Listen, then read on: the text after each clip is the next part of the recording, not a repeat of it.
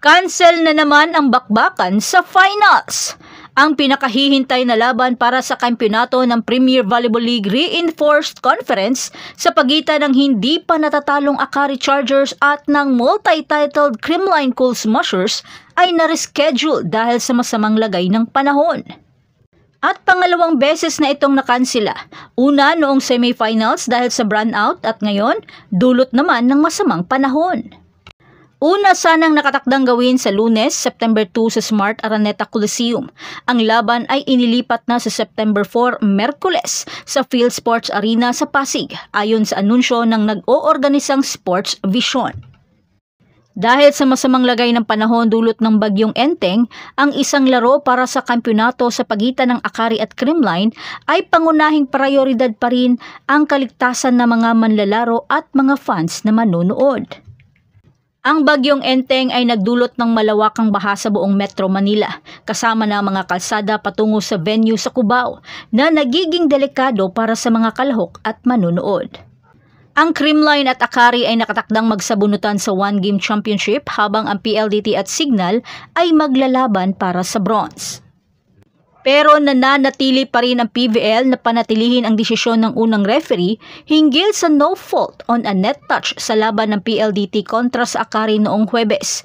Binanggit ng Liga ang FIVB Rule 11.3.2 na nagbibigay pahintulot sa mga manlalaro na mag-touch sa net basta't hindi ito makakaapekto sa laro. At ang protestang isinumite ng PVL ay ibinasura ng PVL at wala pang pahayag ang PVL hinggil dito.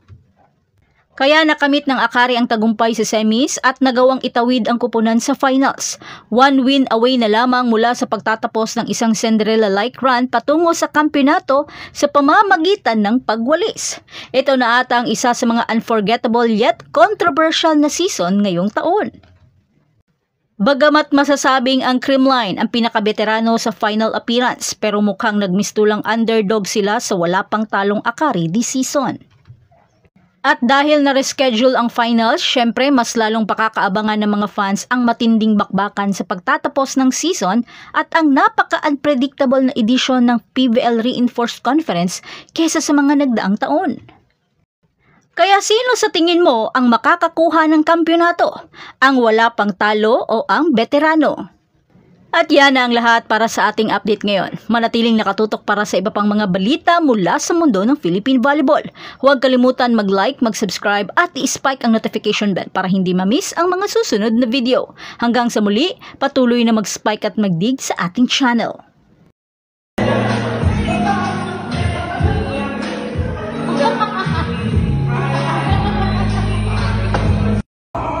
Pag ikaw, hinandali mo! Sinasay-say ka na niya. Sir, hindi na mga kalapit yan. Sir!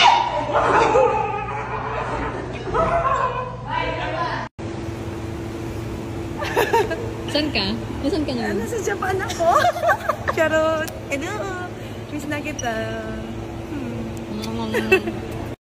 Magandang umaga. In English, good morning. In Tagalog.